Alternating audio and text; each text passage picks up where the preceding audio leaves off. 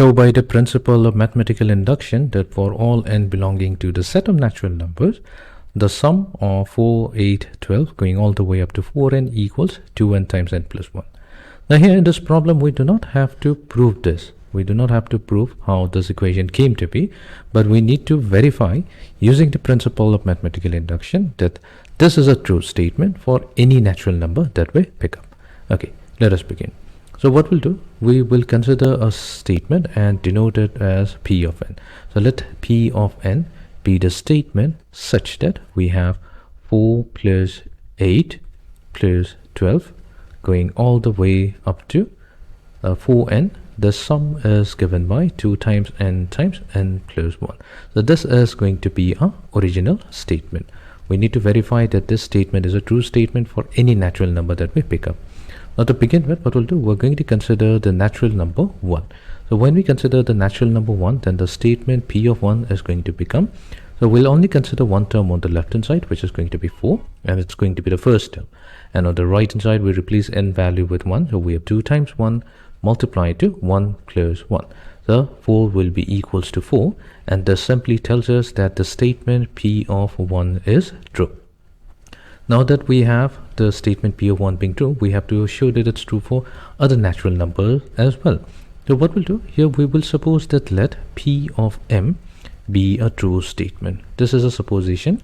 We are assuming that P of m is a true statement. Now what is P of m here?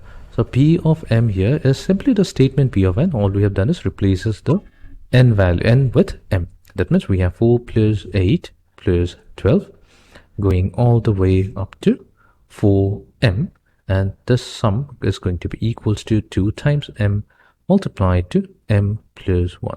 So this is going to be our statement m P of m.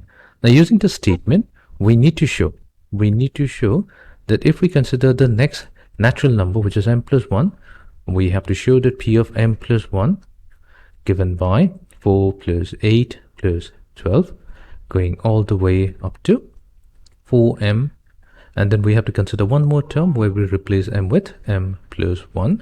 This is going to be equals to 2 times m plus 1 multiplied to m plus 1 plus 1, that this is also a true statement. Now how do we verify that this is a true statement? So what we'll do, we'll start from the left hand side. Now what we have here on the left hand side, so on the left hand side we have 4 plus 8 plus 12 going all the way up to 4 times m added to 4 times m plus 1. Now if we consider the sum of the first m minus 1 terms, so we'll consider the first term and sum it up all the way up to the second last term. So here we can use statement number 2 and replace it with 2m times m plus 1. This is going to be equals to 2 times m multiplied to m plus 1. And then we have the term 4 multiplied to m plus 1. Now from each of the two terms, we're going to take 2 times m plus 1 as the common factor. So that means from the first term, we'll be left with m, and from the second term, we'll be left with 2.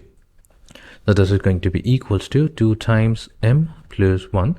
Now since we have m plus 2, but we can rewrite it as m plus 1 added to 1. Fine. And this is exactly the expression on the right hand side that we wanted. So we have showed that P of m plus 1 is a true statement as well. So let's write it down. Since we can say as left hand side equals the right hand side, so we have successfully showed that the statement P of m plus 1 is true.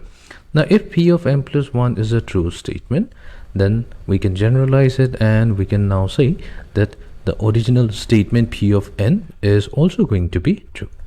And it is going to be true for all values of n belonging to the set of natural number. That means any natural number that we pick up, the statement P of n is always going to be a true statement. So we have successfully verified our problem using the principle of mathematical induction.